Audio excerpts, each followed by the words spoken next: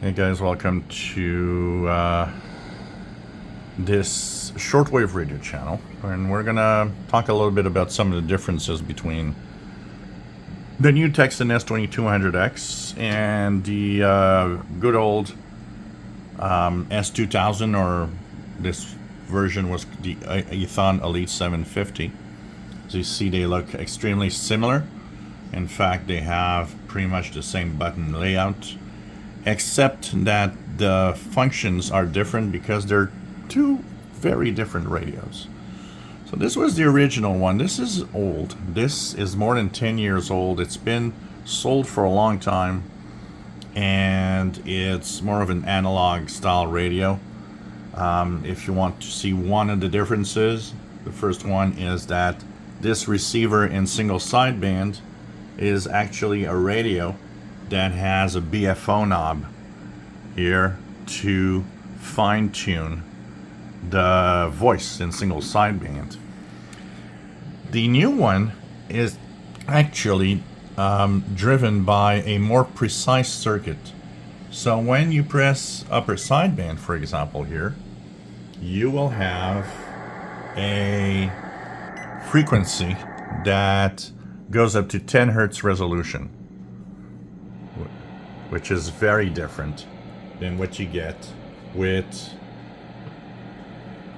the Eton Elite or the S-2000, because the S-2000 doesn't have that frequency precision. So when you go into SSB, you still are in the kilohertz range, and you have a BFO knob that will help you tune, or precisely tune whatever you want. Here it's a fine tune that when you turn it is actually tuning the very precise frequency at 10 hertz resolution. So this is a huge improvement over the original radio.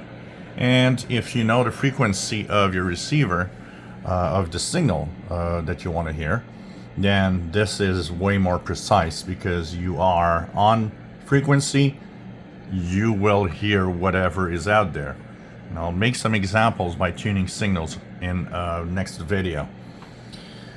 The other thing is also that this receiver bandwidth, the bandwidth button gives you a bandwidth that is either large, and you see an icon, or narrow. The narrow one is okay, but the large one, especially in AM mode, is way too large, and in a crowded shortwave band, it's just unusable. You'd have too many stations clogged in very close frequencies. So you hope that you have a station that's alone, not too close to another station, to have a real good receive. So this is a big flaw, and I've had some people say, well, no, that's not a flaw, that's to give high fidelity. No, if you say that, you have absolutely no idea what you're talking about and shouldn't comment. This is measured at least 12 to 14. If you look at the specs of the receiver, it shouldn't be that wide. It should be much smaller. So this is a flaw and a major blunder on the part of Tecsun on the original. On the new one, all of that is fixed, because it's a little more like the Tecsun PL990, 880, and H501x. The bandwidth that you have is several bandwidths that you have in succession. So 0.5, so 4 kilohertz, this is in single sideband, 3 kilohertz, 2.3, 1.2, or 0.5 for CW signals. And of course, if you are in AM mode, the bandwidths are also different. So you'll have 6 kilohertz, 5, 3.5, 2.3, and 1 kilohertz. So this makes this radio a way better receiver in listening to stations, especially if they are very close together on the band. Now you have the bandwidths to be able to separate the stations well. So this is a cool thing.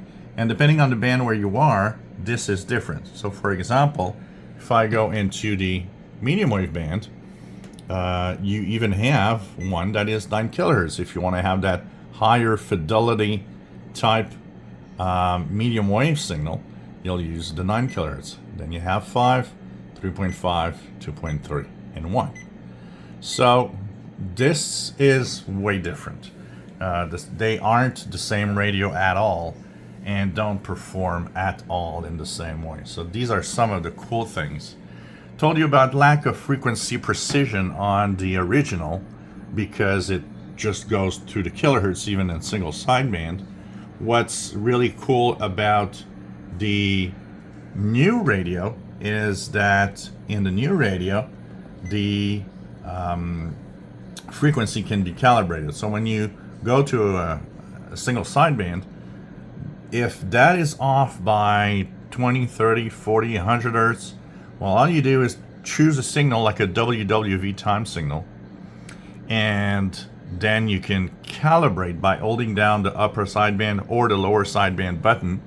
Display will flash, and that will give you a precise frequency you can tune. So all of that is very, very nice and way superior than the original radio. So you've got, in fact, here a radio that is of a quality that is closer to amateur radio equipment than to a standard shortwave radio that is, you know, of less of a caliber, if you want. So you do have definitely some really big differences between both radios in terms of features. So all of that, of course, makes it a superior radio in every way. And if you ever go there, you'll know that you'll have something that's pretty interesting. Sync detection, of course. It's not the best, but in some cases it can help. Synchronous detection is a feature where the radio replaces the station's carrier with its own internal carrier to lock in and help, you know, kind of in tight or difficult propagation and fading and so on. Sometimes it helps you listen or maybe ID a station that's weaker, and that's in the noise and in the, you know, fadings of propagations and so on. Lots of really cool stuff.